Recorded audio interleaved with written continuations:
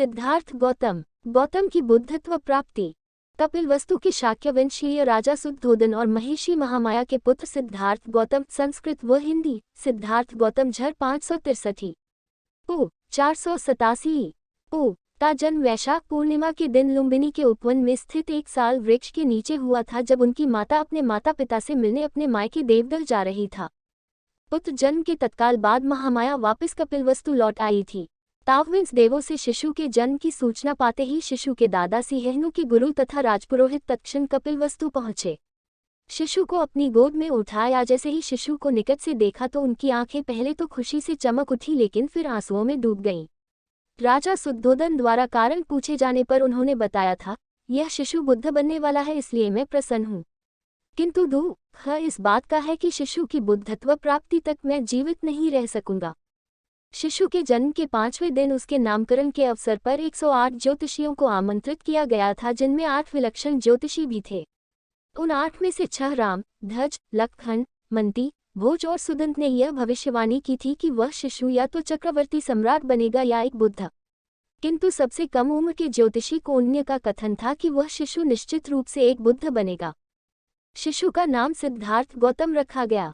7वें दिन सिद्धार्थ की माता का देहांत हो गया। तब उसके लालन पालन का दायित्व उसकी मौसी महाप्रजापति ने लिया। वह भी शुद्धोदन की एक रानी थी और उनका विवाह भी शुद्धोदन के साथ उसी दिन हुआ था जिस दिन महामाया का 16 वर्ष की अवस्था में सिद्धार्थ ने शाक्यों की एक सभा में अपने अद्भुत युद्ध कौशल दिखाए।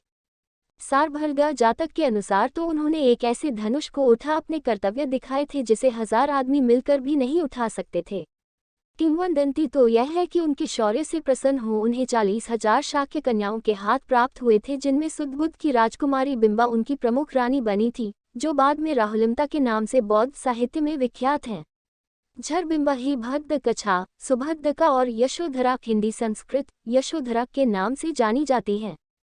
29 वर्षों तक थरभव, थसुरभव और थसुग नामक प्रासादों में राजवैभव भोगने के बाद सिद्धार्थ संसार से विमुक्त हो संन्यास को उन्मुख हुए। कहा जाता है कि उन्होंने एक बार किसी रोगी को देखा और अनुभव किया कि हर कोई जो पैदा होता है रोग और व्याधि से पीड़ित होता रहता है। फिर उन्होंने किसी वृद्ध को देखा। इससे उन्हें यह विदित हुआ कि हर कोई जो जन्म लेता है कालांतर में वृद्ध भी होता है, तत् उसके हाथ पैर शिथिल और जर्जर हो जाते हैं। फिर जब उन्होंने एक मृत को देखा तो यह ज्ञान पाया कि हर कोई जो जन्म लेता है एक दिन मृत हो अपने संसार और नश्वर शरीर को भी छोड़ जाता है, तब सारे सुख सुविधाओं और वैभव की वस्तुएं निरर्थक हो जाती है। अतः संसार सारहीन है। अंततः जब उन्होंने वैभव का त्याग कर सत्य का अन्वेषण कर रहा था तो उन्होंने भी संसारिकता का परित्याग कर संन्यास वर्ण कर गृह त्याग किया। शाक्य कोली और मल राज्यों को पार कर सन्यासी के रूप में वे राजगीर आदि स्थानों पर भटकने लगे। इसी क्रम में उन्होंने अकार ककाम और उद्धक्राम पुत्र को अपना गुरु बनाया, किंतु उनके दर्शन व विचार से वे संतुष्ट नहीं हुए। अतः वे उरुवेका के सेनानीगाम पहुंचे और 6 वर्षा तक 5 भिक्षुओं के साहचर्य में कठिन तपस्या की।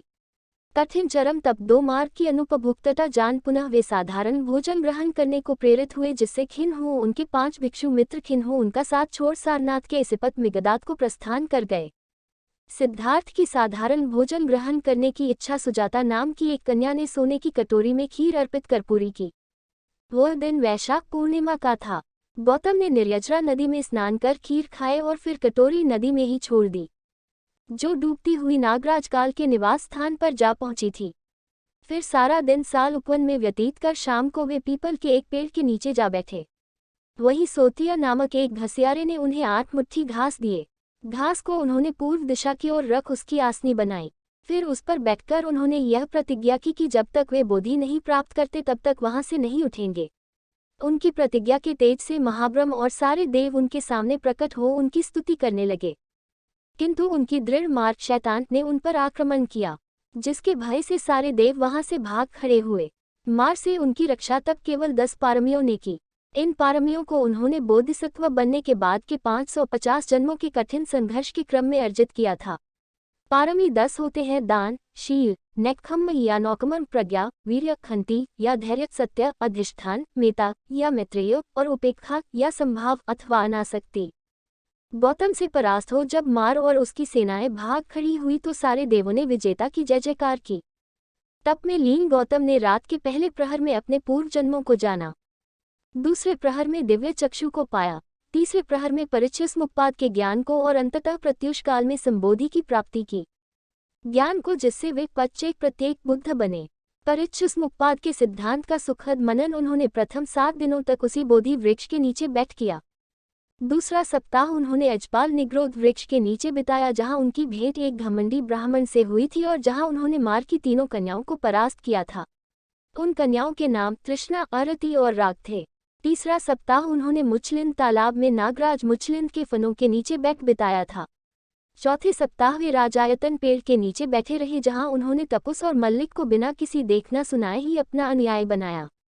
तत्पश्चात ब्रह्मसहमपति के आग्रह पर उन्होंने पीड़ित मानव के उत्थान के लिए धम्मचक्र का निश्चय किया। दूसरों के उत्थान की प्रतिज्ञा से वे सबन्यू सर्वज्ञ बुद्ध कहलाए। तब अपनी धम्म देशना के प्रवर्तन हेतु अपने 5 तपस्वी मित्रों को योग्य पाया, जो उन दिनों वाराणसी के इसिपतन मिगदाया में वास कर रहे थे।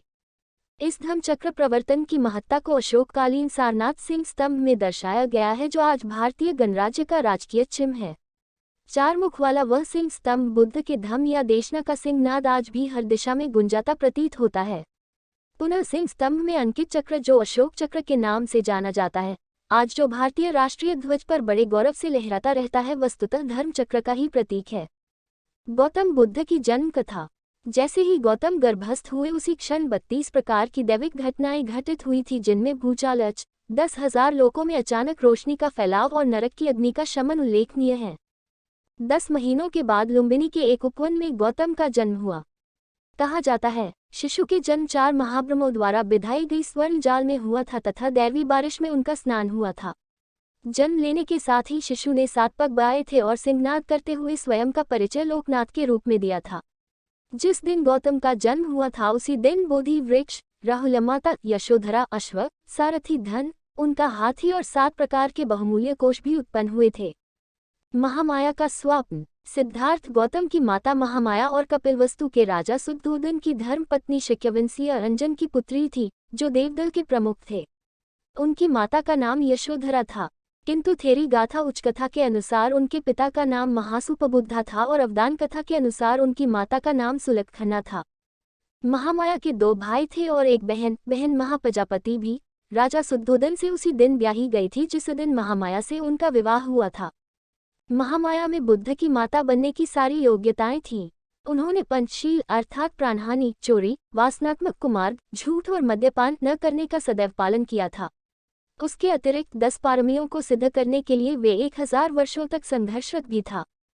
जिस दिन गौतम उनके गर्भ में प्रविष्ट हुए उस दिन उन्होंने उपवास किया हुआ था। रात में उन्होंने एक स्वप्न देखा। स्वप्न में चातुर महाराजा अर्थात 4 देवगण उन्हें उठा हिमालय पर ले जाते हैं और एक साल वृक्ष के नीचे रखे हुए एक सुंदर पलंग पर लिटा देते हैं। तब उन देवों की पत्नियां आती हैं और उन्हें अनोत्तक सरोवर में वहां स्नान कराती हैं। फिर वे उन्हें दिव्य परिधान धारण करा एक अद्भुत स्वर्ण प्रासाद की दिव्य शैया पर लिटा देती हैं। तभी एक सफेद हाथी अपनी चमकदार सूंड में एक ताज़ा सफेद कमल ले दाहिनी दिशा से उनके गर्भ में प्रवेश करता है। वह दिन उत्तर आषाढ़ पूर्णिमा का था और उस दिन से 7 दिनों का महोत्सव भी नगर में प्रारंभ हो चुका था। राजा शुद्धोदन भी उस रात महामाया के समीप नहीं आ सके थे। अगले दिन महामाया ने जब महाराज को अपने दिव्य स्वप्न से अवगत कराया तो उन्होंने राज ज्योतिषियों की राय उस स्वप्न पर जाननी चाहिए। ज्योतिषियों ने कहा था, रानी के गर्भ में प्रविष्ट बालक या तो चक्रवर्ती सम्राट बनेगा या बुद्ध। असित राजा शुद्धोदन के पिता सिंहनु के गुरु व राजपुरोहित असित सांसारिक भोगों से विरक्त एक चमत्कारिक और सिद्ध पुरुष थे। वृद्धावस्था में राज्य सुखों का परित्याग कर वे एक निर्जन वन में कुटिया बनाकर आध्यात्मिक साधनाओं में लीन रहते। कहा जाता है कि अक्सर वे तावतिंस लोक के देवों के साथ उठते बैठते रहते थे। एक दिन जब वे तावतिंस पहुंचे तो वहां उन्होंने दूर स्थान पर फूलों की सजावट देखी। देवगण नाच गा रहे थे, सर्वत्र उत्सव का माहौल था। वहां उन्हें बताया गया कि सिद्धार्थ गौतम, जो एक बुद्ध बनने वाले थे, जन्म ले चुके थे। उपर्युक्त सूचना से उनकी खुशी की सीमा न रही और वे तत्काल कपिलवस्तु पहुंचे। वहां पहुंचकर उन्होंने जब बालक को उठाकर अपनी गोद में रखा और अपनी आंखों के निकट लाकर देखा तो उनकी आंखों में असीम खुशी की लहर दौड़ पड़ी। फिर कुछ ही क्षणों में वहां अवसाद के बादल मंडराने लगे। राजा शुद्धोदन ने जब उनके इन विचित्र भावों का कारण पूछा तो उन्होंने कहा, यह बालक बुद्ध बनेगा, इसलिए मैं प्रसन्न हूँ, किंतु इसके बुद्धत्व दर्शन का सौभाग्य मुझे अप्राप्य है। मैं उतने दिनों तक जीवित नहीं रहूंगा, अतः मैं खिन्न हूँ। कुछ दिनों के पश्चात असित ने अपनी बहन के पुत्र नालक को बुद्ध देशनाओं को ग्रहण करने की पूर्ण शिक्षा दी। 4 दृश्य। ज्योतिषियों की भविष्यवाणी सुन राजा शुद्धोदन ने सिद्धार्थ गौतम को एक चक्रवर्ती सम्राट बनाना चाहा, न कि एक बुद्ध। अतः संन्यास और बुद्धत्व के सारे मार्ग अवरुद्ध कर उन्होंने सिद्धार्थ को एक योग्य राजा बनने की समस्त सुविधाएं उपलब्ध कराई। राजकुमार सिद्धार्थ जब 29 वर्ष के हो गए तो देवों ने उनके संबोधि काल को देख उन्हें राज उद्यान में भ्रमण को प्रेरित किया। वहां उन्होंने लाठी के सहारे चलते एक वृद्ध को देखा। तब उन्हें यह ज्ञान हुआ कि वे भी एक दिन वैसे ही हो जाएंगे, सभी एक दिन वैसी ही अवस्था को प्राप्त होते हैं। वितृष्ण भाव से वे तब प्रासाद को लौट आए। जब राजा को उनकी मनोदशा का ज्ञान हुआ तो उन्होंने राजकुमार के भोग विलास के लिए और भी साधन जुटा दिए, किंतु सांसारिक भोगों में राजकुमार की आसक्ति और भी क्षीण हो चुकी थी। दूसरे दिन राजकुमार फिर से उद्यान भ्रमण को गए। वहां उन्होंने एक रोगी व्यक्ति को देखा। उसकी अवस्था देख उन्हें यह ज्ञात हुआ कि हर कोई जो जन्म लेता है रोग का शिकार भी होता है। एक सम्राट भी रोग मुक्त नहीं रह सकता। संसार का यह सत्य है। तीसरे दिन भी सिद्धार्थ उद्यान भ्रमण को गए। वहां उन्होंने एक मृत व्यक्ति को देखा। तब उन्हें ज्ञात हुआ कि मृत्यु भी एक सत्य है। जो प्राणी जन्म लेता है एक दिन मरता भी है। उसके समस्त साधन जो उसके शरीर और अहंकार आदि प्रवृत्तियों को तुष्ट करते हैं और जिन्हें वह अपने जीवन का सार समझता है, वस्तुतः निस्सार हैं। हर मनुष्य राजा या रंक अपने मोह, अज्ञान और प्रमाद में उन्हें ही सार समझ अपना समस्त जीवन निस्सार को ही पाने में व्यर्थ गंवा देता है। मृत्यु ही वह कसौटी है जो चिता की धूमों से आसमान में यह लिख देता है कि जाने वाला सम्राट या फकीर संसार से क्या लेकर जाता है। अगला दिन आषाढ़ पूर्णिमा का दिन था। उस दिन भी सिद्धार्थ उद्यान भ्रमण को गए। मार्ग में उन्होंने एक सन्यासी को देखा।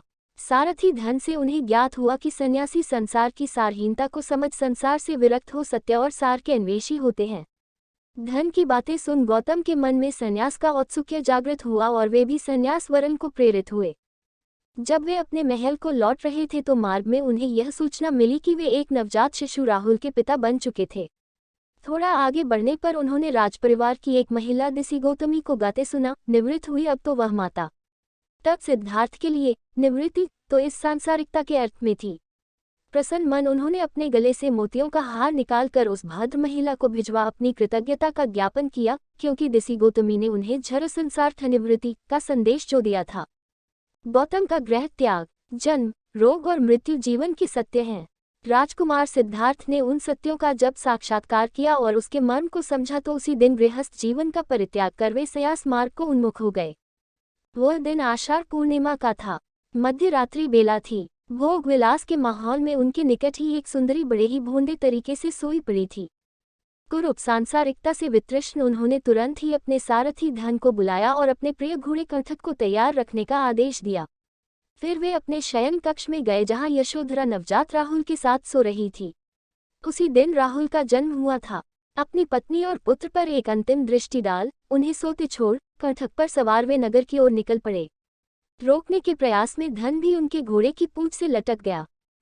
कहा जाता है कि देवों ने कंठक के पैरों के टाप और हिनहिनाहट के शोर को दबा दिया और उनके निष्क्रमण के लिए नगर द्वार खोल दिए थे। कपिलवस्तु नगरी के बाहर आकर वे एक क्षण को रुके और अपने जन्म और निवास स्थान पर एक भरपूर दृष्टि डाल आगे बढ़ गए। रात भर घुड़सवारी करने के बाद अनोगा नदी तक पहुंचे जो कपिलवस्तु से 30 भोजन दूर था। कंठक ने 8 उसम चौड़ी नदी को एक ही छलांग में पार कर लिया। नदी की दूसरी तरफ उन्होंने अपने तमाम आभूषण उतार धन को दे अपने बाल और दाढ़ी अपनी तलवार से काट हवा में उछाल दिए। सक्चक्र इंद्रक ने उन्हें आसमान में ही लपक तावतिन श्लोक के चुल्लमणि चैत्य में प्रतिस्थापित करा दिया। ब्रह्म घटिकार ने तब स्वर्ग से उतर गौतम को कासाय चीवर तथा एक संन्यासी योग्य 7 अन्य आवश्यक वस्तुएं प्रदान किए। संन्यासी का रूप धारण कर गौतम ने कंठक और धन को वापस लौट जाने की आज्ञा दी, किंतु अपने स्वामी के वियोग को सहन नहीं करते हुए कंठक ने वही अपने प्राण त्याग दिए। मार्ग पर बुद्ध की विजय। ईसाई और इस्लाम परंपराओं की तरह बौद्धों में भी शैतान तुल्य एक धारणा है जिसे मार की संज्ञा दी गई है। मार को नमुची के नाम से भी जाना जाता है क्योंकि नमुचीति मारो अर्थात जिससे कोई नहीं बच सकता वह मार है। कहा जाता है कि कंठक पर सवार गौतम जब अपने महानिष्क्रमण काल में अर्थात जब गृहस्थ जीवन त्याग कर नगर द्वार पर पहुंचे तो मार ने उनके समक्ष प्रकट हो उन्हें 7 दिनों के अंदर ही चक्रवर्ती सम्राट बनाने का प्रलोभन दे डाला था। सिद्धार्थ उसके प्रलोभन में नहीं आए और अपने लक्ष्य को अग्रसर होते चले गए। मार की 10 सेनाएं होती है। राग, लिप्सा, असंतोष या भूख, प्यास, तृष्णा, आलस्य, दीन, मित, भय, शंका, झूठ और मूर्खता, झूठी शान और शोकत, दम्म। उन 10 सेनाओं में 3 तृष्णा, अरति और राग मार की 3 पुत्रियां भी शामिल हैं। बोधि वृक्ष के नीचे गौतम ने जब संबोधि प्राप्ति तक बैठतप करने की प्रतिज्ञा ली तो मार अपने 10 प्रकार की सेनाओं के साथ स्वयं एक विकराल हाथी गिरिमेखल पर सवार हो बुद्ध पर आक्रमण कर बैठा। मार के विकराल और भयंकर सेनाओं को देख समस्त देव, नाग आदि जो गौतम की स्तुति कर रहे थे, भाग खड़े हुए। गौतम ने तब अपने 10 पारमियों को बुला मार की सेना को खदेड़ दिया। फिर मार ने अपना अंतिम शस्त्र चिक्कायत से गौतम पर प्रहार किया, जो उनके सिर पर एक फूलों की छत्र बन स्थिर हो गया। अपने अंतिम वार को भी जब मार ने खाली जाते देखा तो उसने चिल्लाकर कहा, ओ गौतम, तुम जहां बैठे हो वह आसन मेरा है, अतः तुम्हें वहां बैठने का दुस्साहस न करो। मार के इस मिथ्याभियोग को सुन गौतम ने अपनी मध्यमा अंगुली से भूमि स्पर्श कर धरती से साक्षी देने को कहा। धरती ने तब भयंकर गर्जन के साथ बुद्ध के वहां बैठे रहने की साक्षी दी, जिससे मार की हार पूर्णतया सत्यापित हो गई और अंत में गौतम संबोधि प्राप्त कर बुद्ध बने। बुद्ध का व्यक्तित्व। बुद्ध के व्यक्तित्व के संदर्भ में कम ही जानकारियां प्राप्त हैं। उनके विरोधी और आलोचकों को भी यह स्वीकार्य है कि वे सुंदर और आकर्षक व्यक्तित्व के स्वामी थे। रूप, लावण्य, कदकाठी और तेजस्विता से वे सभी का मन मोह लेते थे। दीर्घ निकाय के लक्ष्मण सुत के अनुसार अन्य बुद्धों की तरह वे भी 32 गुणों से संपन्न थे, जो एक चक्रवर्ती सम्राट या एक बुद्ध ही पा सकते हैं। काली आंखें, लंबी जिह्वा, हथेली का घुटनों से नीचे तक पहुंचना आदि गुण उपर्युक्त लक्षणों के कुछ उदाहरण हैं। बुद्ध की वाणी के 8 लक्षण मान्य हैं, यथा प्रवाह, स्पष्टता एवं सुबोधता, माधुर्य, स्फुटता, श्राव्य, अनुबंधता अथवा अविच्छेदन, परिस्फुटता, गांभीर्य तथा अनुमादिता। बुद्ध 8 प्रकार का सभाओं को संबोधित करते थे, यथा कुलीन, विद्वज्जन, गृहस्थ, सन्यासी, चातुर, महाराज, तावतिन श्लोक के देवगण तथा मार। उनकी चर्चा इस प्रकार थी कि वे प्रत्यूष काल में उठकर नित्य कर्मों से निवृत्त हो एकांतवास करते थे। फिर बाह्य चीवर धारण कर कभी बड़े भिक्षु समुदाय के साथ या फिर अकेले भिक्षाटन को निकलते थे। जब वे अकेले भिक्षाटन को जाते तो अपनी कुटिया का द्वार पूरा करते था। यह भी माना जाता है कि वे यदा कदा कुछ खीनाम आश्रव, जिनके क्षीण होते हैं, भिक्षुओं के साथ उड़ते हुए आराम से बाहर जाते थे। भिक्षाटन के बाद वे अपने पैर धोते, फिर भिक्षुओं से समाधि आदि विषयों पर चर्चा करते या फिर उन्हें शिक्षा देते। समय मिलने पर ही वे आराम या शयन करते थे। वे प्रायः अपनी दिव्य चक्षु से धर्म ग्रहण करने योग्य व्यक्ति का अवलोकन करते। शाम को वे फिर स्नान करते और रात के पहले पहर तक भिक्षुओं की सुमार्ग की देशना देते, दूसरे पहर देवों को। रात्रि के अंतिम पहर वे चंक्रमण करते या फिर समाधिस्थ होते, उसके बाद ही वे शयन करते थे। अगले दिन आंखें खुलने पर वे पुनः धर्म देशना के याज्ञ व्यक्तियों वेनच्य का अवलोकन करते। बुद्ध और नालागिरी हाथी। बुद्ध का ममेरा भाई देवदत्त सदा ही बुद्ध को नीचा दिखाने की चेष्टा में लगा रहता था, मगर उसे हमेशा मुंह की ही खानी पड़ती थी। एक बार बुद्ध जब कपिलवस्तु पहुंचे तो अनेक कुलीन शाक्यवंशी राजकुमार उनके अनुयायी बने। देवदत्त भी उनमें से एक था। कुछ समय पश्चात देवदत्त ने भी कुछ जादुई शक्तियां प्राप्त की और एक बार उनका प्रदर्शन मगध के भावी सम्राट अजातशत्रु के समक्ष किया। वहां वह एक शिशु के रूप में प्रकट हुआ जिसने सांप की मेखला बांधी हुई थी। तभी से अजातशत्रु उसे परम आदर की दृष्टि से देखा करता था।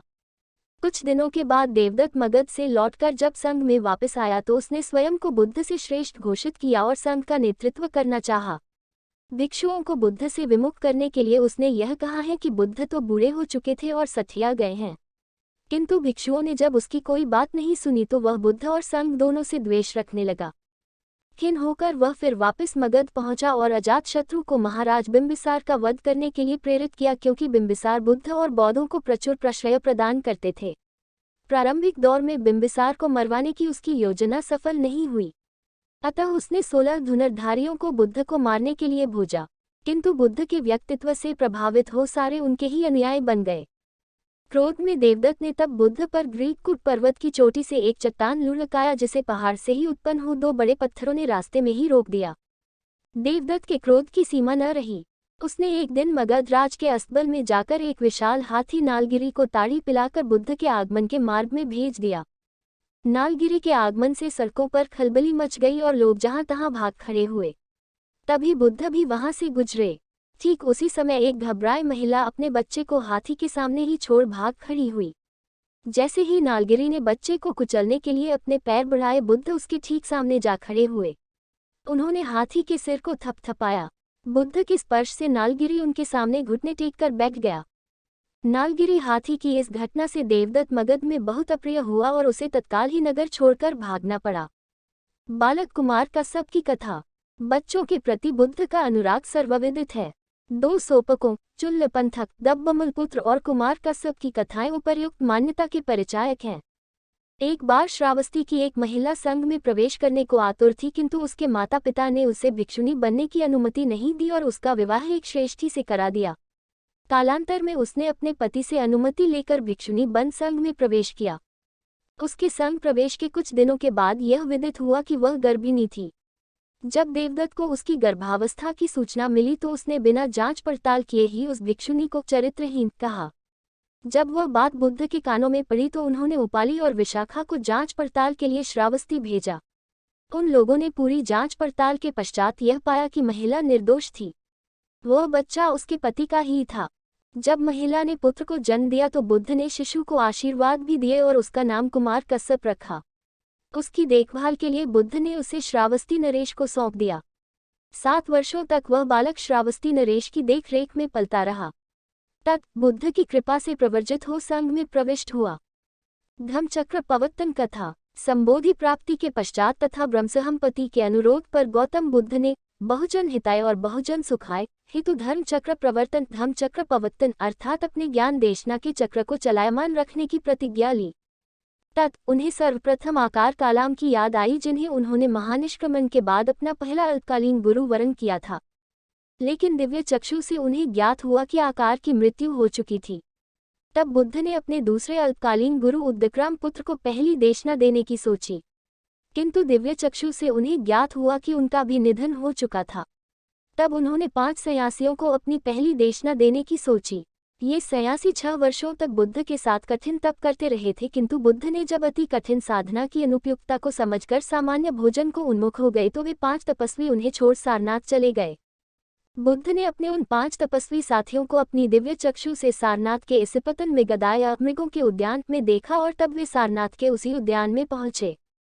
तपस्वियों ने बुद्ध को जब वहां पहुंचे देखा तो उन्होंने उनकी उपेक्षा करने की सोची, किंतु जैसे ही बुद्ध को उन्होंने निकट से देखा और उनकी अनूठी प्रभा का साक्षात्कार किया तो उन्हें पर्याप्त सम्मान दिया। सर्वप्रथम बुद्ध ने उन्हें 4 आर्य सत्यों की शिक्षा दी। 4 आर्य सत्य हैं। 1. दुख 2. दुख का कारण 3. दुख निरोध 4. दुख निरोध का मार्ग अर्थात सम्यक दृष्टि, सम्यक संकल्प, सम्यक वचन, सम्यक कर्म, सम्यक आजीविका, सम्यक व्यायाम प्रयास, सम्यक सती स्मृति तथा सम्यक समाधि। उपर्युक्त अष्टांगिक मार्ग ही मध्यम मार्ग कहलाता है, क्योंकि यह जीवन लक्ष्य प्राप्त करने के 2 अतिवादी मार्गों का निराकरण करता है। इनमें से प्रथम अतिवादी मार्ग है ऐन्द्रिक सुखों एवं भौतिकता से पूर्ण तथा दूसरा है जीवन लक्ष्य की प्राप्ति हेतु कठिन तपस्या एवं आत्म उत्पीड़न से युक्त। साथ ही उन्होंने अन्योन्याश्रय उत्पत्ति प्रतिच्चा समुत्पाद के सिद्धांत को भी अपनाया। इसके अर्थ है कि संसार में सभी वस्तुएं अन्योन्याश्रित हैं। इस परिप्रेक्ष्य में यदि बुढ़ापा, बीमारी और मृत्यु आदि दुख हैं तो वे जन्म पर आश्रित है। यदि जन्म ही नहीं होगा तो कौन दुख भोगेगा। यहाँ यह भी ध्यातव्य है कि मृत्यु केवल एक जन्म का ही अंत है, दूसरा जन्म इससे भी दुखदायी हो सकता है।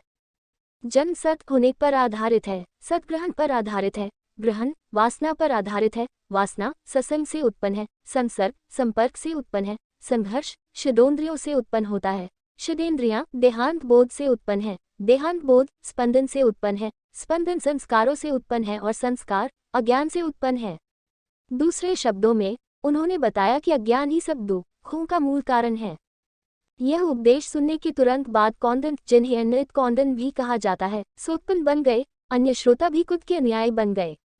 द्रष्टव्य महापरिनिब्बान सुत नए 6 दीध्य निकाय। बुद्ध की अभिधर्म देशना। सोगत दर्शन या बौद्ध धर्म दर्शन का सूक्ष्म का विस्तृत निरूपण अभिधर्म संस्कृत अभिधर्म दर्शन में निहित है। बुद्ध ने अभिधर्म की चर्चा सर्वप्रथम अपनी माता महामाया को की, जो उन दिनों पार्थिव शरीर त्याग 33 देवों के लोक तानतिंस लोक में विहार कर रही थी। अभिधर्म की देशना में उन्हें 3 महीने लगे थे। प्रत्येक दिन वे अपनी माता को गूढ़ उपदेश देते और फिर पृथ्वी लोक में उत्तर अनोत्तर सरोवर में उत्तर सारिपुत्र संस्कृत शारिपुत्र को उन्हीं देशनाओं को स्मरण योग्य छंद बंधकर पुनः सुनाते। सारिपुत्र उन छंदों का 500 विशिष्ट भिक्षुओं के साथ संगान करते थे। वे सारे ही विशिष्ट भिक्षु अरहत बने। तत् अभिधम की गुरु शिष्य श्रुत परंपरा का समुद्भव हुआ, अर्थात बुद्ध ने सारिपुत्र को, सारिपुत्र ने भद्दजी को अभिधम देशना दी। इस प्रकार अभिधम देशना भद्दजी, शोभित पियजी आदि से होते हुए महेंद्र सम्राट अशोक के पुत्र इत्या, संबल, पंडित तथा भद्दनाम के माध्यम से श्रीलंका पहुंची। तत् म्यांमार, थाईलैंड, कंबोडिया आदि देशों में अति गौरव को प्राप्त हुई, जहां आज भी इसका इतना आदर होता है जितना हिंदुओं के द्वारा ऋग्वेद का, मुसलमानों के द्वारा कुरान का तथा ईसाइयों के द्वारा बाइबल का। अभिधम का अर्थ अभिधम अभि और धम धर्म शब्दों के योग से बना है, जहां अभि शब्द अतिरेक या विशेष का द्योतक है तथा धर्म शब्द यथार्थ या देशनक का परिचायक है। अतः परंपरा में अभिधम उन विशिष्ट धर्मों का परिचायक है जो निर्वाण या परमार्थ प्रतिमुख धर्म है, अथवा प्रज्ञानमला सानुचरा अभिधर्म अभिधर्म कोश 1.2 अथवा वह शास्त्र जो निर्वाण मार्ग को प्रकाशित करता है। पाली परंपरा में भी उपर्युक्त विवेचना की पुष्टि होती है, जहां बुद्धघोष ने धम शब्द को साधारण देशना अर्थात सुतपिटक की देशनाओं के संग्रह के रूप में तथा अभिधम को अभिधम पिटक में संग्रहित विशिष्ट या अतिरिक्त धम देशना की सूक्ष्म विश्लेषणात्मकता के संदर्भ में प्रयुक्त माना है। देखिए उद्वसालिनी 1.2 बिल्कुल ढीली है और नहीं इतनी कसी के जीवन की वीणा ही टूट जाए। बुद्ध ने तब उन्हें प्रतिचुस्मुदात के दर्शन की देशना दी।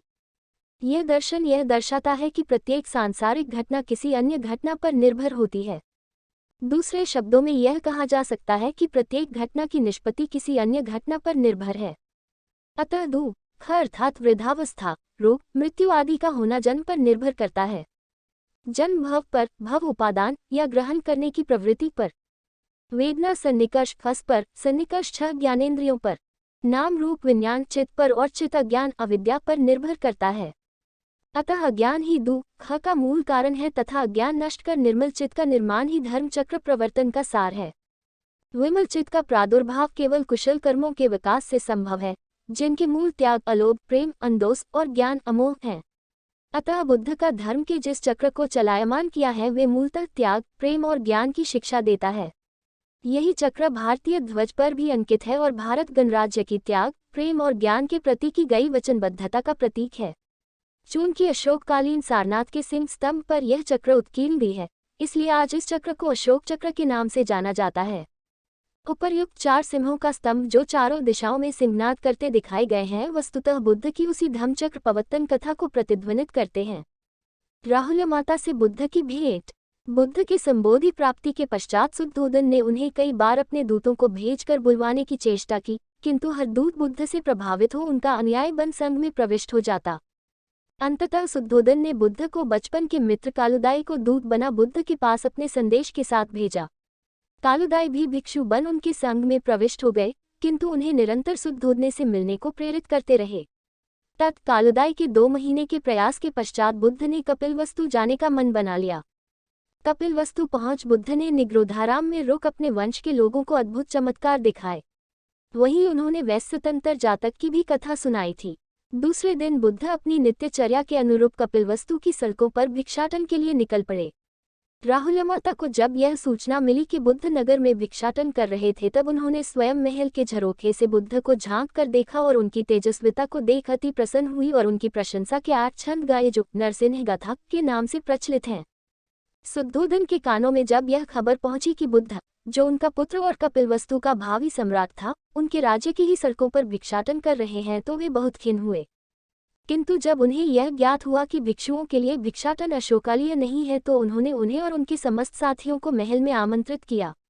उनके दर्शन को राजपरिवार की सारी महिलाएं भी आईं, किंतु उनकी पत्नी राहुलमाता यशोधरा अपने पुत्र के साथ अपने कक्ष में बैठी रही और यह बोली कि यदि उनमें शीलत्व है तो बुद्ध निश्चय ही स्वयं उनके पास आएंगे। अपने 2 विशिष्ट भिक्षुओं के साथ जब बुद्ध राहुलमाता के कक्ष में पहुंचे तो राहुलमाता जमीन पर लेट अपने दोनों को पकड़ अपना शीश रख दिया।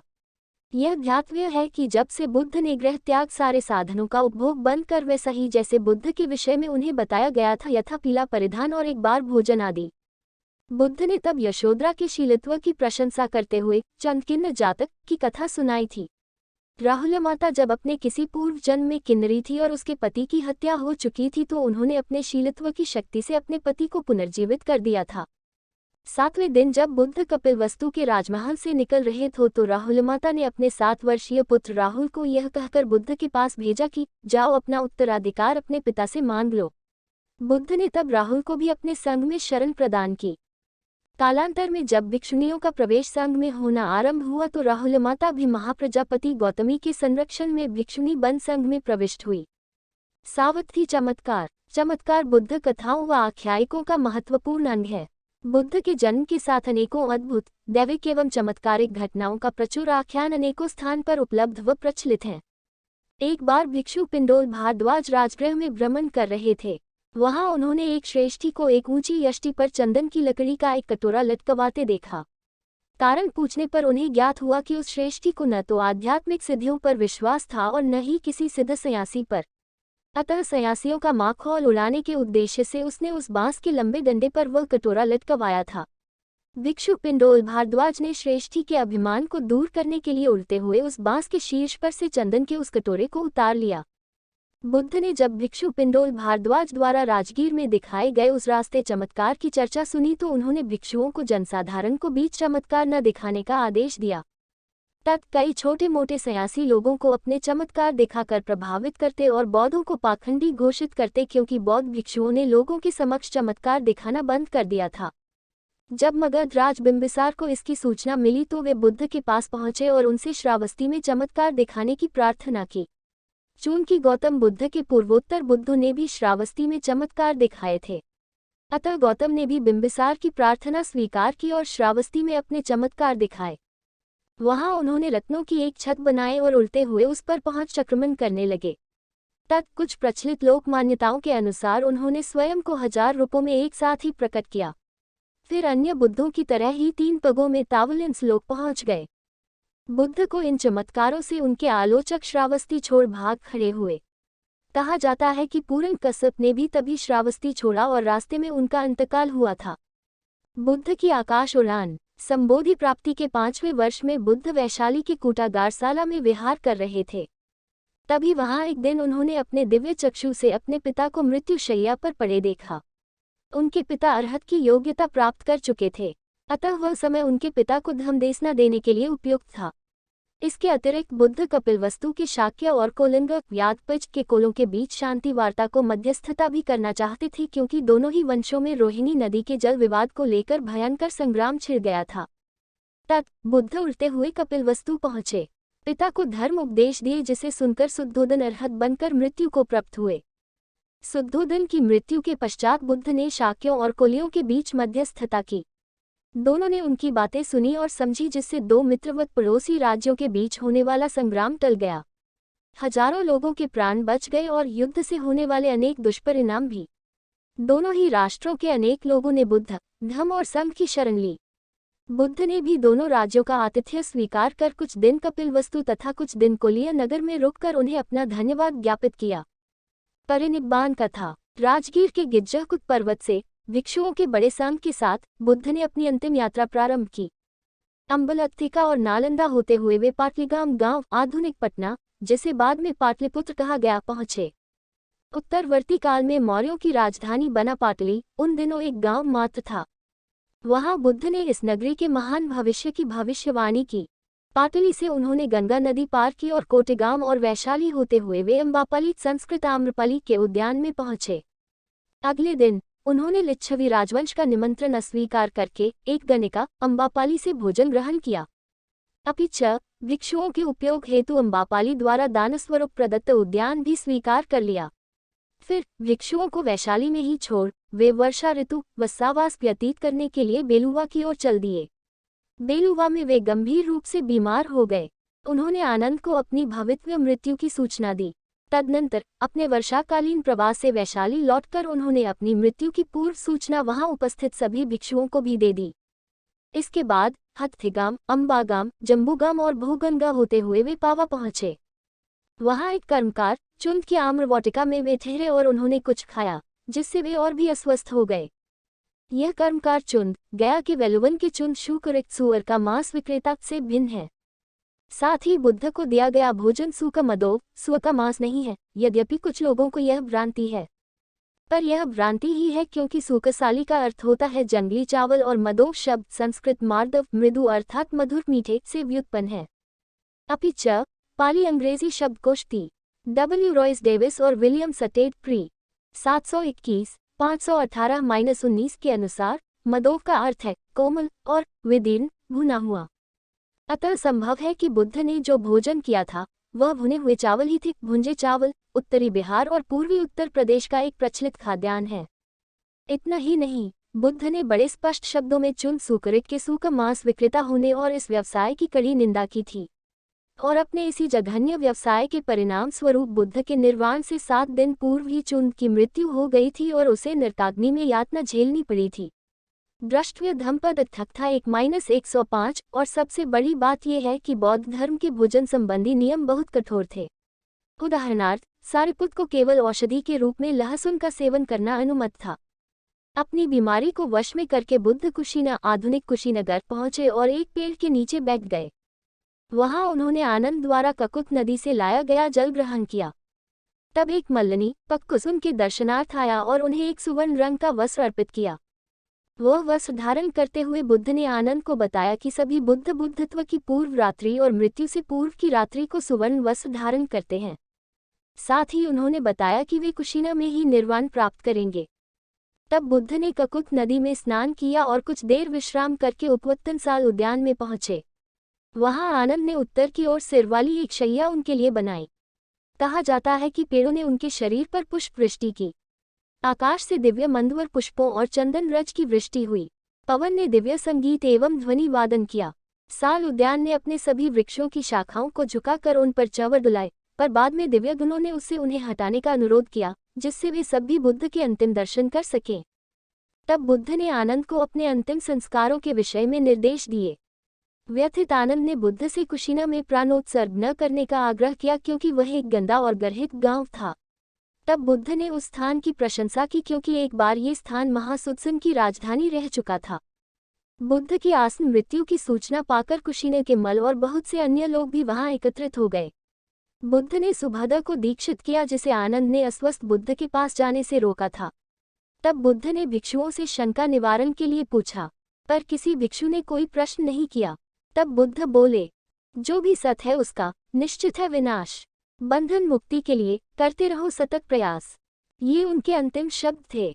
तब समाधि की विभिन्न अवस्थाओं को पार करते हुए वैशाख मास की पूर्णिमा को 80 वर्ष की आयु में उन्होंने परिनिर्वाण प्राप्त किया। मल्लों ने उनकी चिता को अग्नि दी। जब चिता पूर्णतया भस्म हो गई तो उन्होंने भालों से उसे चारों ओर से घेर लिया और 7 दिनों तक शोक मनाया। थाई संस्करण। बुद्ध के परिनिर्वाण के उपरांत उनके अवशेषों के कई दावेदार उपस्थित हो गए और युद्ध की सी स्थिति हो गई। अंततः विवाद इस प्रकार टला, अवशेषों के 8 बराबर हिस्से किए गए और मगधराज अजातशत्रु, कपिलवस्तु के शाक्य, रामगाम के कोलिय, वैशाली के लिच्छवी, अल्लकप्पा के बुल, वेलपत्था के एक ब्राह्मण, पावा के एक प्रतिनिधिमंडल और कुशीना के मल्लों ने ये हिस्से आपस में बांट लिए। अवशेषों का वितरण करने में एक महत्वपूर्ण भूमिका प्रदान करने वाले दोन को वितरण पात्र रखने की अनुमति दी गई। पिप्सलिवन के मौर्यों को देर से आने के कारण केवल भ ही प्राप्त हुई। शुद्धोदन। गौतम बुद्ध के पिता शाक्यवंशी शुद्धोदन राजा सिंहनु के पुत्र कपिलवस्तु के राजा थे। उनकी माता का नाम कच्चाना था, जो देवदत्त के राजा देवदत्त सक की राजकुमारी था। शुद्धोदन के 4 सहोदर भाई द्योतदन, सक्कोदन, सुक्कोदन तथा अमितोदन थे। उनकी 2 बहनें थीं, अमिता और पमिता। शुद्धोदन की पटरानी गौतम बुद्ध की माता महामाया थी, जिनकी मृत्यु के पश्चात महाप्रजापति गौतमी की छोटी बहन, जो महामाया के साथ ही उनसे ब्याही गई थी, उनकी नई पटरानी बनी। जब उनके कुल गुरु असित बुद्ध के जन्म पर कपिलवस्तु पधारे और शिशु में बुद्धत्व के सारे लक्षणों का अवलोकन कर उनके पैरों को अपने शीश से सटा प्रणाम किया, तो शुद्धोदन ने भी बुद्ध का पूजन किया। शुद्धोदन ने बुद्ध का पूजन दूसरी बार तब किया जब बुद्ध हल जोतने की रीति निभाते हुए एक जम्बू वृक्ष के नीचे बैठ ध्यानमग्न थे।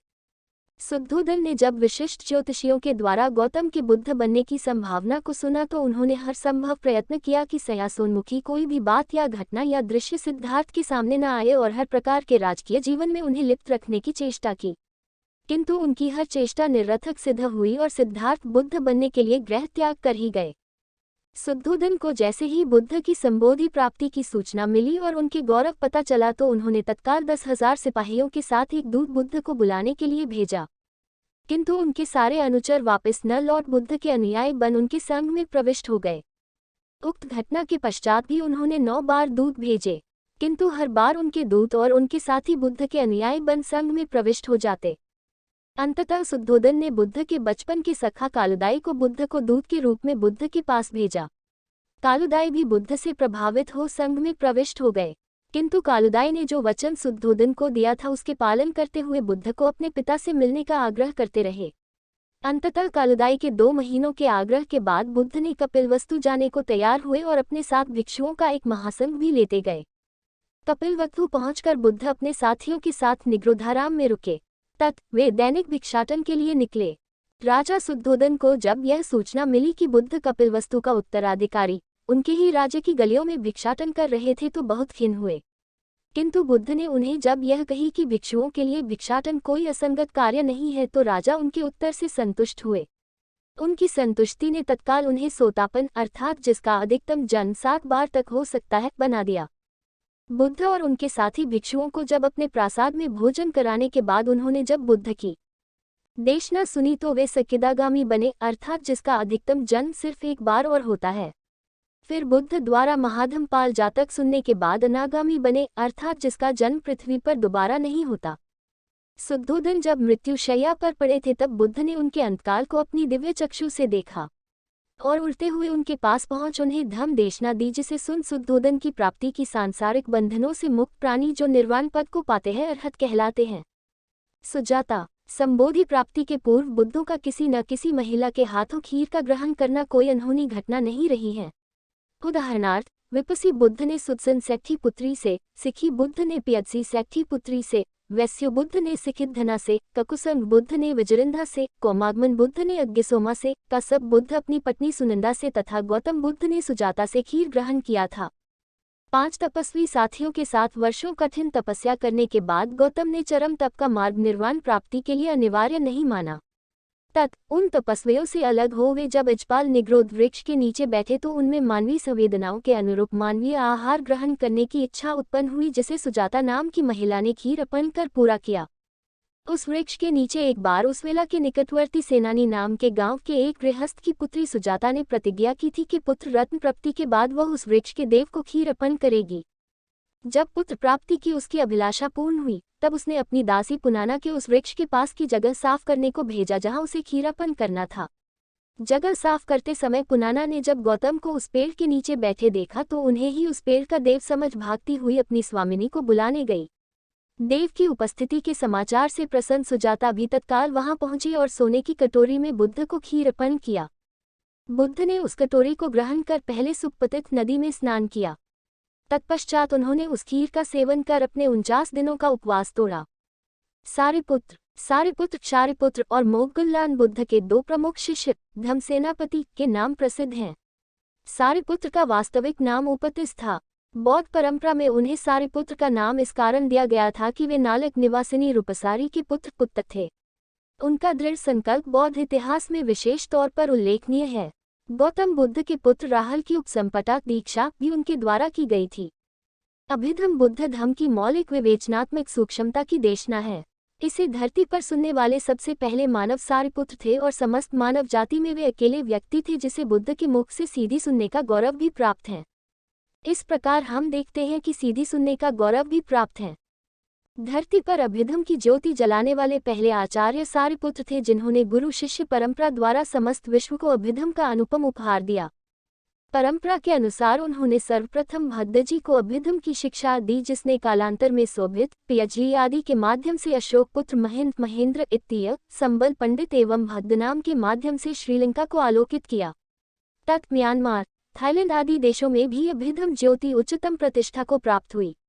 इस शिक्षा का वहाँ वही स्थान है जो इस्लामिक देशों में कुरान शरीफ का, ईसाइयों में बाइबल का और हिंदुओं में ऋग्वेद का है। कहा जाता है कि तावलिंस लोक में परिच्छतक वृक्ष के नीचे चक्र इंद्रक के आसन पर विराजमान हो 3 महीने तक अपनी माता को अभिधम्म की शिक्षा देते रहे। किंतु हर दिन वे अपना प्रतिरूप वहां रख नोट तब सरोवर में उत्तर सारिपुत्र को वही देशना सहज स्मरणीय रूप में सुना जाते। सारिपुत्र फिर उन्हीं देशनाओं का संगमन अपने 500 शिष्यों के साथ करते थे। तक 3 मास में जैसे ही बुद्ध ने अभ्युदय की शिक्षा तावलिंस व नौतय पर पूरी की तो पृथ्वी पर भी अभ्युदय की 7 पुस्तकें तैयार हो गई तथा तभी से अभ्युदय संगमन परंपरा द्वारा विश्व में जीवित रही।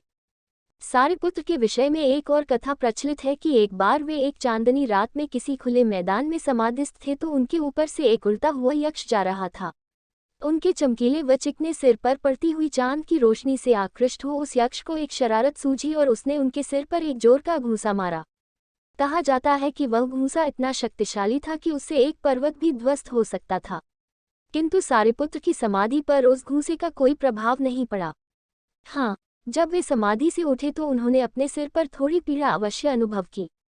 मोगलन बुद्ध के 2 प्रधान शिष्यों में से एक थे मोगलन, जिन्हें पाली परंपरा में महामोगलन भी कहा जाता है। इन्हें बुद्ध ने सारिपुत्र के साथ एक ही दिन दीक्षा दी थी और यह भी घोषणा की थी कि ये दोनों उनके पर शिष्य हैं। सारिपुत्र जहां अपनी बुद्धिमत्ता के लिए विख्यात थे, वहीं मोगलन अपनी अद्भुत चमत्कारिक शक्तियों के लिए प्रसिद्ध थे। उदाहरण के लिए वे विविध जीवंत आकृतियों के निर्माण में समर्थ थे, कोई भी रूप धारण कर सकते थे। एक बार उन्होंने मिगरमतुपसाद नामक मठ को अपने चरण स्पर्श मात्र से हिला दिया था। यह भूतल के उन कुछ भिक्षुओं के लिए चेतावनी थी जो यह जानते हुए भी गल्प कथन में मग्न थे कि स्वयं बुद्ध उस मठ के प्रथम तल पर विद्यमान हैं। मोगलन और सारिपुत्र एक ही दिन जन्मे थे। इनकी माता का नाम मोगली या मोगलानी होने से इनका नाम मोगलन पड़ा। इनके गांव के नाम की वजह से इन्हें कोलित भी कहा जाता था। मोगलन और सारिपुत्र के परिवारों के बीच 7 पीढ़ियों से मैत्री संबंध था, अतः ये दोनों भी शैशव से ही मित्र थे। एक बार दोनों मित्र एक नाटक गिरदुसमज्जाक देखने गए और उसके माध्यम से दोनों ने अनुभव किया कि यह विश्व भी एक नाटक ही है और सभी सांसारिक वस्तुएं अनित्य हैं। इस अनुभव से दोनों संसार से विरक्त हो गए। पहले ये संजय के शिष्य हुए, पर उनकी शिक्षाओं से असंतुष्ट हो इन्होंने सारे भारत में घूम घूमकर उस समय के सभी विद्वानों से विचार विमर्श किया। अंततः इस सब से असंतुष्ट दोनों ने अलग अलग होने का निश्चय किया और प्रण लिया कि दोनों एक दूसरे को किसी भी उल्लेखनीय अन्वेषण से अवगत करवाएंगे। जब सारिपुत्र ने बुद्ध के एक शिष्य अस्साजी के प्रवचन सुने तो वे उनके सिद्धांत से बहुत प्रभावित हुए और एक सोत्पन्न बन गए। वे मोगलन के पास पहुंचे और उन्हें अपनी उपलब्धि की सूचना दी और बुद्ध वचन सुन मोगलन भी एक सोत्पन्न बन गए। दोनों संजय के 500 शिष्यों सहित बुद्ध के दर्शनार्थ चल दिए। उन सभी ने बुद्ध के दर्शन किए और उनके प्रवचन सुने और मोगलन एवं सारिपुत्र को छोड़ सभी अरहत बन गए। मोगलन मगध के कल्लवल के उपग्राम में चले गए। दीक्षा के 1 सप्ताह के उपरांत समाधि की परम अवस्था में उन्हें बुद्ध से दीक्षा प्राप्त हुई और वे भी अरहत बन गए। मोगलन समाधि की तुरीय अवस्था में बहुत जल्दी पहुंच जाते थे, इसीलिए महान नाग नंदोपनन के दमन को उनकी पारलौकिक शक्तियों का सर्वोत्कृष्ट उदाहरण कहा जा सकता है। जब देवदत्त द्वारा संघ में विभाजन की बात उठी तो बुद्ध ने इन 2 पर शिष्यों को गयासीस भेजा ताकि वे भ्रमित भिक्षुओं को लौटा पाएं। दोनों ने 500 भिक्षुओं को संघ में वापस लौटाकर अपने कर्तव्य का सफलतापूर्वक निर्वहन किया। बुद्ध के पुत्र राहुल के गुरु सारिपुत्र थे तो मोगलन उनके शिक्षक। सारिपुत्र और मोगलन ने एक दूसरे से एक अनुरोध किया था। मोगलन ने सारिपुत्र के 15 दिन बाद प्रतिपदा के दिन देह त्याग किया। तलसिल में मोगलन जब अपने कक्ष में थे तो कुछ डाकुओं ने उन्हें बहुत बुरी तरह पीटा। उनका अंत बहुत कारुणिक हुआ। किसी तरह अपनी टूटी हड्डियों वाले जर्जर शरीर को घसीटते हुए वे बुद्ध के पास पहुंचे और उनसे इस संसार को छोड़ने की अनुमति मांगी। परंपरा कहती है कि उनका दुखदायक अंत इसलिए हुआ क्योंकि अपने किसी पूर्वजन्म में उन्होंने अपने बूढ़े जर्जर और अंधे माता पिता को अपनी पत्नी के दुराग्रह पर एक वन में ले जाकर पीट पाट कर मार डाला था। ऐसा उन्होंने मोहग्रस्त होकर किया था, इसीलिए इस वर्तमान जन्म में उन्हें ऐसी मृत्यु प्राप्त हुई क्योंकि कर्मफल से कोई नहीं बच सकता। जातक कथाओं में मोगलन कई पात्रों के रूप में चित्रित है। उदाहरणार्थ इंद्रिय जातक में किस्वच्चा, कुरुंगमिक जातक में कछुआ, तित्तिर जातक में व्याघ्र, विदुर पंडित जातक में गरुराज इत्यादि। मार कथा बौद्ध परंपरा में मार मृत्यु, कुकृत बल और प्रलोभक के रूप में जाना जाता है, जिसे आधुनिक भाषा में शैतान का रूप समझा जा सकता है। जब यह कहा जाता है कि मार एक है तो वह क्लेश अथवा मृत्यु का द्योतक है। मार के 5 रूप माने जाते हैं जब उसे 5 संघों के संदर्भ में समझा जाता है। पुनः मार को अभ्यसिद्धार मार तथा यम के 4 देव पुत्रों के रूप में भी स्वीकार किया गया है। मार को नमुची का नाम दिया गया है क्योंकि कोई भी उससे नहीं बच सकता। उसे वसवत्ती भी कहा जाता है क्योंकि वह हर कोई को अपने वश में करता है। जब भी वह किसी को शील के मार्ग पर अग्रसर देखता है तो उसे पथ भ्रष्ट करने के लिए अनेकों अवरोध उत्पन्न करता है। उदाहरण के लिए श्रेष्ठी जातक में जब एक राजा किसी पच्चेक बुद्ध को दान देने के लिए उन्मुख होता है तो मार उसके मामले एक विशालकाय खाई उत्पन्न करता है जिससे अग्नि की प्रचंड लपटें भयंकर गर्जना के साथ उठती हैं। मार की कहानियों का प्रथम परिचय प्रधान सुत में होता है जहां मार बुद्ध को संबोधि प्राप्त करने से रोकने का यत्न करता है। मार की 10 सेनाएं होती हैं, यथा राग, लिप्सा, असंतोष या घृणा, भूख, प्यास, तृष्णा, आलस्य, भय, शंका, दम्भ तथा घमंड। उपर्युक्त सेनाओं में उसकी 3 पुत्रियां भी हैं जो तृष्णा, अरति, असंतोष तथा राग के नाम से जानी जाती हैं। बिंबिसार। मगध के राजा बिंबिसार की राजधानी राजगीर थी। बिंबिसार गौतम बुद्ध के सबसे बड़े प्रश्रयदाता थे। वे 15 वर्ष की आयु में राजा बने और अपने पुत्र अजातशत्रु, संस्कृत अजातशत्रु के लिए राजपाट त्यागने से पूर्व 52 वर्ष इन्होंने राज्य किया। राजा पसेंदी की बहन और कौशल की राजकुमारी इनकी पत्नी और अजातशत्रु की मां थी। खेमा, सीलव और जैसेना नामक इनकी अन्य पत्नियां थीं। विख्यात वारांगना अम्बापाली से इनका विमल कौंडन नामक पुत्र भी था। सुत्तनिपात अठक्था के पब्बत सुत के अनुसार इन्होंने सयासी गौतम का प्रथम दर्शन पांडव पर्वत के नीचे अपने राजभवन के गवाक्ष से किया और उनके पीछे जाकर उन्हें अपने राजभवन में आमंत्रित किया। गौतम ने इनका निमंत्रण अस्वीकार किया तो इन्होंने गौतम को उनकी उद्देश्य पूर्ति हेतु शुभकामनाएं दी और बुद्धत्व प्राप्ति के उपरांत उन्हें फिर से राजगीर आने का निमंत्रण दिया।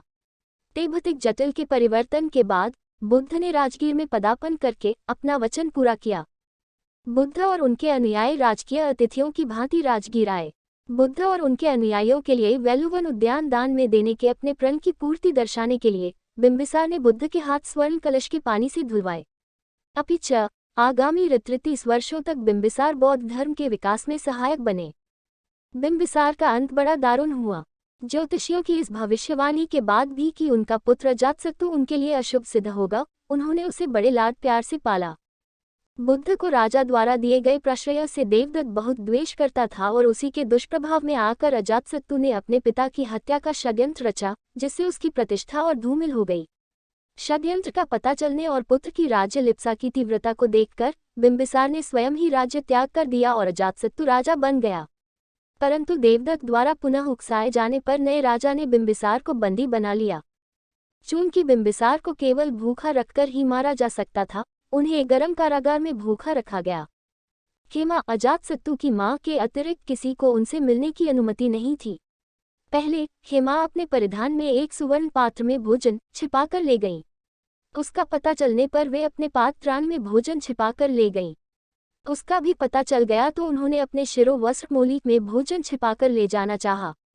उसका भी पता चला गया तो वे सुगंधित जल में स्नान करके अपनी देह को मधु से लेपकर गईं, जिससे वृद्ध राजा उसे चाट लें और बच जाएं। पर अंततः यह भी पता चल गया और उनका भी प्रवेश निषेध कर दिया गया। फिर भी चल ध्यान योग से बिंबिसार जीवित रहे। जब पुत्र को पता चला कि पिता यूं सरलता से प्राण त्याग नहीं करेंगे तो उसने कारागार में कुछ न्यायों को भेजा। बिंबिसार ने सोचा कि अंततः पुत्र को अपनी भूल का अनुभव हुआ और वह पश्चाताप कर रहा है। अतः उन्होंने न्यायों से अपनी दाढ़ी और बाल काटने को कहा ताकि वे भिक्षुवत जीवन यापन कर पाएं। पर नहीं, उन न्यायों को इसलिए भेजा गया था ताकि वे बिंबिसार के पैरों को काटकर उनके घावों में नमक और सिरका डाल दें और तत्पश्चात उन घावों को कोयलों से जला दें। इस प्रकार बिंबिसार का चल ध्यान रोक दिया गया और वे दुखद मृत्यु को प्राप्त हुए।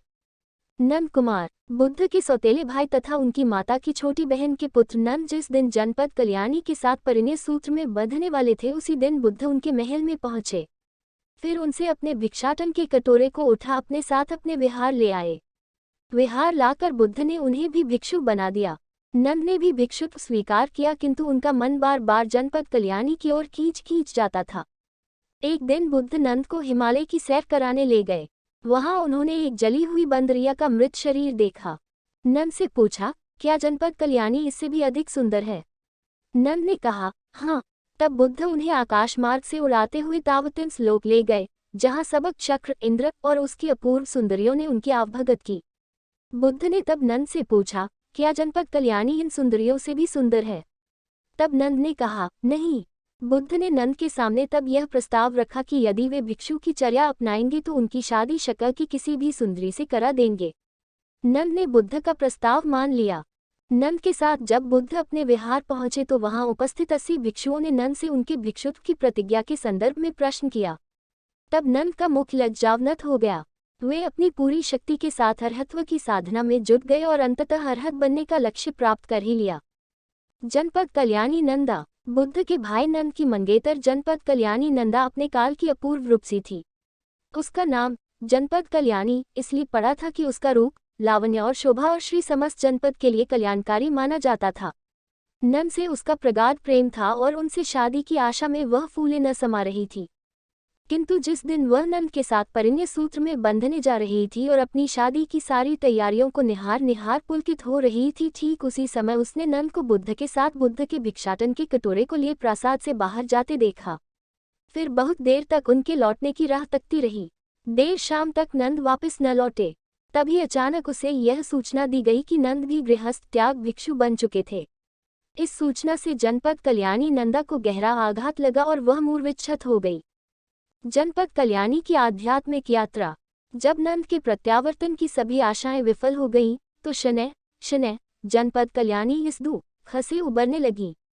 थोड़े समय बाद उन्हें लगा कि उनका संपूर्ण जीवन व्यर्थ और उद्देश्यहीन हो चुका है, सो उन्होंने संघ में शरण लेने का विचार बनाया। प्रजापति के निर्देशन में उन्होंने सांसारिक जीवन का परित्याग कर दिया और संघ में शरण ले ली। तब तक बुद्ध ने संघ में भिक्षुणियों के प्रवेश की अनुमति दे दी थी। यद्यपि उन्होंने संसार त्याग कर दिया था, पर अपने शरीर के प्रति उनका मोह कम नहीं हुआ था। अपने शारीरिक सौष्ठव का गर्व सदा उनमें पलता रहता।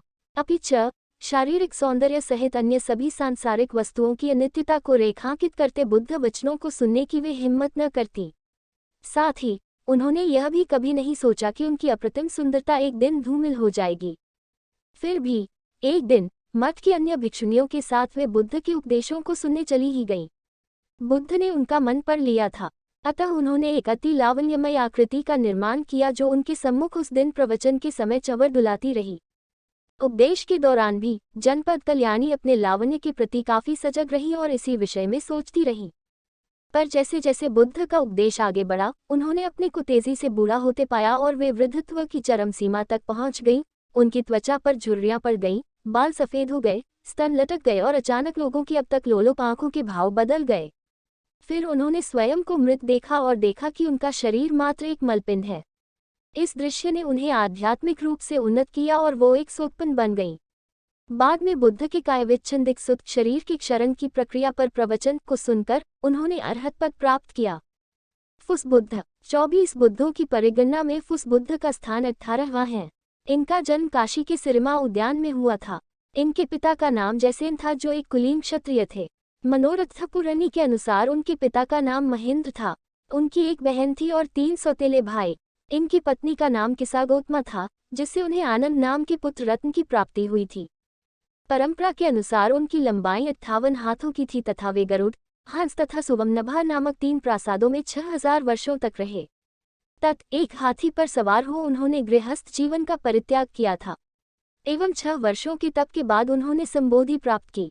संबोधि के ठीक पूर्व उन्होंने एक श्रेष्ठी कन्या सिरविद्या के हाथों खीर और सिखिवदग नामक एक सयासी द्वारा प्रदत्त घास का आसन ग्रहण किया था। एक अमंद आमलिक वृक्ष के नीचे विद्या बोधि की प्राप्ति की। सुखित और धम्मसेन उनके प्रमुख शिष्य थे तथा साला और उपसला उनकी प्रमुख शिष्याएं। संजय, धनंजय तथा विसारक उनके प्रमुख उपासक थे तथा पदुमा और नागा उनकी प्रमुख उपासिकाएं। उपर्युक्त दोनों महिलाएं उनकी मुख्य प्रश्रयदा थीं। उन दिनों बोधिसत्व अरिमन नामक स्थान में उत्पन्न हुए थे। तब उनका नाम निज्जितावी था। 90,000 वर्ष की अवस्था में उन्होंने सेताराम सोनाराम में परिनिर्वाण की प्राप्ति की। उनके अवशेष बिखेर दिए गए थे।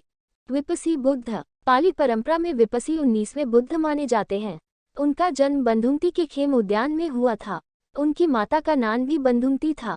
उनके पिता का नाम बंधुम था, जिनका गोत्र कौंडन्य था। उनका विवाह सूतना के साथ हुआ था, जिससे उन्हें संवत्सर नामक पुत्र की प्राप्ति हुई थी। एक रथ पर सवार हो उन्होंने अपने गृहस्थ जीवन का परित्याग किया था। 8 महीने के तप के बाद उन्होंने एक दिन सुदसन सेट्टी की पुत्री के हाथों खीर ग्रहण कर पाटली वृक्ष के नीचे बैठ संबोधि प्राप्त की। उस वृक्ष के नीचे उन्होंने जो आसन बनाया था उसके लिए सुजात नामक एक व्यक्ति ने घास दी थी। संबोधि प्राप्ति के बाद उन्होंने अपना पहला उपदेश अपने भाई संग और अपने कुल पुरोहित पुत्र लिस को ख्वमित्रदाय में दिया था। अशोक उनके मुख्य उपासक थे तथा चंदा एवं चंदमिता उनकी मुख्य उपासिकाएं थीं। पुनब्ब सुमित एवं नाग उनके मुख्य प्रश्रयदाता तथा सिरमा एवं उत्तरा उनकी प्रमुख प्रश्रयदात्र थीं। 80,000 वर्ष की अवस्था में वे परिनिवृत्त हुए। विपसी बुद्ध के काल में बोधिसत्व अतुल नामक नागराज के रूप में जन्मे थे। तब उन्होंने विपसी बुद्ध को एक रत्न जड़ित स्वर्ण आसन प्रदान करने का गौरव प्राप्त किया था। शिखी बुद्ध। पाली परंपरा में शिखी बुद्ध 20वें बुद्ध हैं। इनके पिता का नाम अरुणव और माता का नाम प्रभावती है। अरुणावती नामक स्थान पर इनका जन्म हुआ। इनकी पत्नी का नाम सब्बकामा था। इनके अतुल नाम का एक पुत्र था। इन्होंने हाथी पर सवार होकर गृह त्याग करने से पूर्व 7,000 वर्षों तक सुछंदा, गिरि और वेहन के प्रासादों में निवास किया। 8 महीने इन्होंने तपस्या की। बुद्धत्व प्राप्ति से पूर्व इन्होंने प्रियदसी सेठी की पुत्री से खीर ग्रहण की और अनुमादासी द्वारा निर्मित आसन पर ये बैठे। पुंडरीक कमल के वृक्ष के नीचे इन्हें ज्ञान प्राप्ति हुई। मिक्चर उद्यान में इन्होंने अपना प्रथम उपदेश दिया और सूर्यावती के निकट एक चंपक वृक्ष के नीचे इन्होंने अपने चमत्कार द्वय का प्रदर्शन किया। इनके पदशिष्य थे अभिभू और संभव। अखिला, यामखिला और पदुमा इनकी प्रमुख शिष्याएं थीं। खिमनकर इनके प्रमुख सेवक थे। सिरवध और छंद या नंद इनके मुख्य आश्रयदाता थे तथा चिता एवं सुगुता इनकी प्रमुख आश्रयदात्रियां थीं। ये 70,000 वर्ष जिए और सीलावती के दस्साराम अस्साराम में इन्होंने देह त्याग किया। इनकी पगड़ी 19 संस्कृत उष्णीश शिखा आग की लपट की भांति प्रतीत होने से इन्हें शिखी कहा गया। इस युग में बोधिसत्व का अवतार राजा अरिंदम के रूप में हुआ और उन्होंने परिबुद्ध पर राज्य किया। वैश्यभू बुद्ध। वैश्यभू बुद्ध पाली परंपरा में 21वें बुद्ध के रूप में मान्य हैं। उनके पिता का नाम सुपतित तथा माता का नाम यशवती था। उनका जन्म अनम नगर में हुआ था तथा उनका नाम वैश्यभू रखा गया था क्योंकि पैदा होते ही उन्होंने वृषभ की आवाज निकाली थी। उनकी पत्नी का नाम सुचित्रा तथा पुत्र का नाम सुपबुद्ध था। 6,000 सालों तक रुचि, सुरुचि और वर्धन नामक प्रासादों में सुख वैभव का जीवन यापन करने के बाद सोने की पालकी में बैठकर उन्होंने अपने गृहस्थ जीवन का परित्याग किया था। तब 6 महीनों के तप के पश्चात उन्होंने 1 साल वृक्ष के नीचे संबोधि प्राप्त की। संबोधि के पूर्व उन्होंने सिरवद्यना नामक कन्या के हाथों खीर ग्रहण किया था।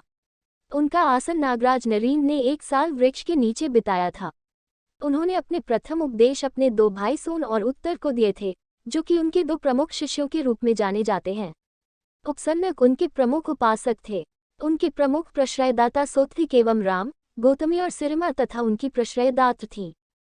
60,000 वर्ष की अवस्था में उन्होंने खोमाराम में परिनिर्वाण प्राप्त किया। उनके अवशेषों को अनेक स्थानों में बिखेर दिया गया था। उन दिनों बोधिसत्व सारभावती में राजा सुदसन के नाम से राज्य करे था। ककुसंद बुद्ध। पाली परंपरा में ककुसंद 22वें बुद्ध हैं। ये खेमावन में जन्मे थे। इनके पिता अग्निदत्त खेमावती के राजा खेमनकर के ब्राह्मण पुरोहित थे। इनकी माता का नाम विशाखा था। इनकी पत्नी का नाम विरोचमना और पुत्र का नाम उत्तर था। इन्होंने 4,000 वर्ष की आयु में एक रथ पर चढ़कर सांसारिक जीवन का परित्याग किया और 8 महीने तपस्या की। बुद्धत्व प्राप्ति से पूर्व इन्होंने सुचिरिंद ग्राम की वज्रिंधा नामक ब्राह्मण कन्या से खीर ग्रहण की और ये सुभद्रा द्वारा निर्मित कुशासन पर बैठे। शीरीष वृक्ष के नीचे इन्हें ज्ञान प्राप्ति हुई और अपना प्रथम उपदेश इन्होंने मकिला के निकट एक उद्यान में 84,000 भिक्षुओं को दिया। भिक्षुओं में विधुर एवं संजीव इनके पदशिष्य थे और भिक्षुनियों में समा और चंपा बुद्धि जिनके प्रमुख सेवक थे। प्रमुख आश्रयदाता थे पुरुषों में अच्युत और समन तथा महिलाओं में नंदा और सुनंदा। अच्युत ने ककुसंद बुद्ध के लिए उसी स्थान पर एक मठ बनवाया था जहां कालांतर में अनाथ पंडित ने गौतम बुद्ध के लिए जेतवनाराम बनवाया था। संयुक्त निकाय तय 194 के अनुसार उस समय राजगीर के वेपुल्ल पर्वत का नाम पच्छिनवंश था और उस क्षेत्र के लोग तिव थे। ककुसंद बुद्ध ने 40,000 वर्ष की आयु में देह त्याग किया। इनके समय में बोधिसत्व ने राजा खेम के रूप में अवतार लिया था। कोनगमन बुद्ध। कोनगमन 23वें बुद्ध माने जाते हैं। ये भद्रकल्प के दूसरे बुद्ध हैं। स्वभावती के समगवती उद्यान में जन्मे कोनगमन के पिता का नाम यज्ञदत्त था। उत्तरा उनकी माता थी। इनकी धर्मपत्नी का नाम रुचिगक्ता था और उनके पुत्र का नाम सत्वाहा। 3,000 सालों तक एक गृहस्थ के रूप में रहने के बाद एक हाथी पर सवार होकर इन्होंने गृह त्याग किया और संन्यास को उन्मुख हुए। 6 महीनों के कठिन तप के बाद इन्होंने अग्गिसोमा नाम की एक ब्राह्मण कन्या के हाथों खीर ग्रहण किया। फिर तेंदुक नामक व्यक्ति द्वारा दी गई घास का आसन उदुम्बरा वृक्ष के नीचे बिछाकर तब तक समाधिस्थ रहे जब तक कि मेबोधि प्राप्त नहीं की। तक सुदस्मन नगर के उद्यान में उन्होंने अपना पहला उपदेश दिया। भिथ्य व उत्तर उनके प्रमुख शिष्य थे और समुद्र व उत्तरा उनकी प्रमुख शिष्याएं। कोपगमन का नाम कंकगमन से विष्पत है क्योंकि उनके जन्म के समय समस्त जम्बूद्वीप भारतीय उपमहाद्वीप में सुवर्ण वर्षा हुई थी। इन्हीं का नाम संस्कृत परंपरा में कनक मुनि है। इनके काल में राजगीर के वेपुल्ला पर्वत का नाम वनकक था और वहां के लोग रोहित्स के नाम से जाने जाते थे। उन दिनों बोधिसत्व मिथिला के एक क्षत्रिय कुल में उत्पन्न हुए थे। तब उनका नाम पबत था। 30,000 वर्ष की आयु में पब्बताराम में उनका परिनिर्वाण हुआ। कोनगमन की कथ केवल साहित्यिक स्रोतों पर ही आधारित नहीं है, उनका पुरातात्विक आधार भी है क्योंकि सम्राट अशोक ने अपने राज्याभिषेक के 20वें वर्ष में कोनगमन बुद्ध के छूप को, जो उनके जन्मस्थान पर निर्मित था, दोगुना बड़ा करवाया था। इसके अतिरिक्त फाहियान व अम्वेनसांग ने भी उस छूप की चर्चा की है। तत्सव बुद्ध पाली परंपरा में परिगणित 24वें बुद्ध थे। इनका जन्म सारनाथ के इसिपतन भगदाया में हुआ था, जहां गौतम बुद्ध ने वर्षों बाद अपना पहला उपदेश दिया था। काश्यप गोत्र में उत्पन्न कश्यप को पिता का नाम ब्रह्मदत्त था और माता का नाम धनवती। उनके जन्मकाल में वाराणसी में राजा किकी राज्य करते थे। इनकी धर्मपत्नी का नाम सुनंदा था तथा पुत्र का नाम विजितसेन। 2000 वर्षों तक गृहस्थ जीवन भोगने के बाद उन्होंने संन्यास का मार्ग अपनाया। संबोधि के पूर्व उनकी धर्मपत्नी ने उन्हें खीर खिलाई थी और सोम नामक एक व्यक्ति ने आसने के लिए घास दिए थे। उनका बोधि वृक्ष एक वट का पेड़ था। तत्सव बुद्ध ने अपना पहला उपदेश इसिपतन में दिया था। टिस और भारद्वाज उनके प्रमुख शिष्य थे तथा अतुला और उरुविला उनकी प्रमुख शिष्याएं। उनके काल में बोधिसत्व का जन्म एक ब्राह्मण के रूप में हुआ था, जिनका नाम ज्योतिपाल था। 20,000 वर्ष की अवस्था में कश्यप का परिनिर्वाण काशी के सेतवीय उद्यान में हुआ था। फायायान और अम्वेनसांग ने भी कश्यप बुद्ध के तीर्थ स्थलों की चर्चा की है। संस्कृत परंपरा में कश्यप बुद्ध कश्यप बुद्ध के नाम से जाने जाते हैं। मैत्रेय भावी बुद्ध पाली परंपरा में मैत्रेय भावी बुद्ध के रूप में जाने जाते हैं। संस्कृत ग्रंथों में इनका नाम मैत्रेय है। परंपरा में यह मान्य है कि इनका जन्म तब होगा जब मनुष्यों का औसतन जीवन काल 84,000 वर्षों का होगा। मैत्रेय का जन्म एक प्रसिद्ध विद्वत कुल में अजित के नाम से कितुमती नामक एक स्थान में होगा। इनके पिता का नाम सुब्रमण तथा माता का नाम ब्रह्मवती होगा। इनकी पत्नी की नाम चंद्रमुखी और पुत्र का नाम ब्रह्मवर्धन होगा। अभी मैत्रेय तुसित नामक देवलोक में नाथ के नाम से निवास कर रहे हैं। इन्हें विश्वपानी भी कहा जाता है। महामाया के पेट में गर्भस्थ होने से पूर्व गौतम ने विश्वपानी को ही तुसितलोक का उत्तराधिकार सौंपा था। चूंकि मैत्रेय ने अभी तक सांसारिकता का त्याग नहीं किया है, अतः चित्रों